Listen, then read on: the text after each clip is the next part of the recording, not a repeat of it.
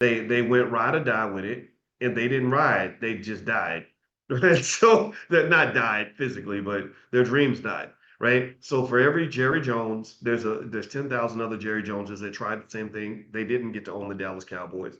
For every Elon Musk, there's 10,000 people that tried to emulate that model and it didn't work out. So as long as you're okay with that, see, the thing about it is being a mathematician makes you almost obnoxiously rational about things like that. And I say obnoxiously rational because I'm cool with whatever you choose to do. It's not my job to say, oh, that's bad. Don't do that. And make sure you do this. No, I'm like, well, did you think it through carefully? Do you know what the trade-off is? Or did somebody sell you a dream and get you caught up in believing that things are different from what they are? Right? So there's the difference between the person who bets it all and they lose it all and they say, well, hey, I knew what I was getting into when I did it. I knew I had a chance of going broke and now I'm broke and that's just what it is. Versus the person who says, I had no idea. I had no idea that I was taking such a big risk. Right? Those are two different scenarios. In the first scenario, the person had a full consciousness. They had full financial consciousness of the risk and they'd done a full risk assessment of what they were doing, right? But then you've got people that don't know, right? Because you got a whole lot of people out here that'll sell you dreams. They'll sell you hope. They hope is like dope on a rope for millions of black people. There are so many people out here peddling hope that it's ridiculous. Your pastor's probably peddling you some hope. You got hope dealers up in on Capitol Hill. You got all kinds of people that will sell you a dream all day long, and that dream ain't never going to become real.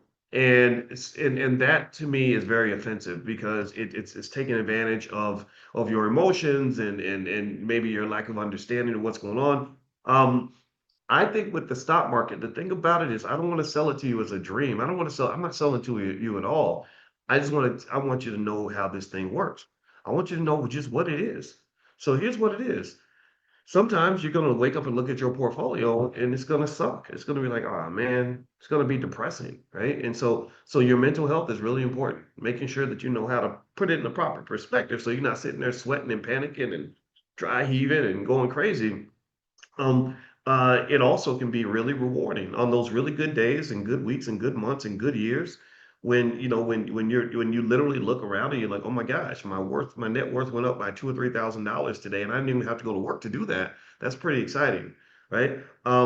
Long term, all the research shows that buying the dip is the best strategy. In fact, let me give you some studies here, kind of help you sort of process what you're seeing right now. Sometimes you got to hold your nose and look away.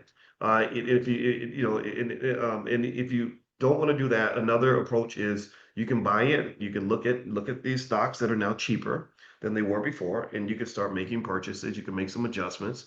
I have put options, on a lot of the assets that I have, so the put options went up. I sold some long-term deep out of the money call options. You guys have heard me talk about that. If you don't know about options yet and you want to understand income generation from stock options, we have a great program in that in the Black Business School. drboyceprime.com is where you can go, drboyceprime.com. And literally, I'm glad I did it because I was able to get it while the getting's good. I was able to pull cash out because I always felt like this was going to happen at some point.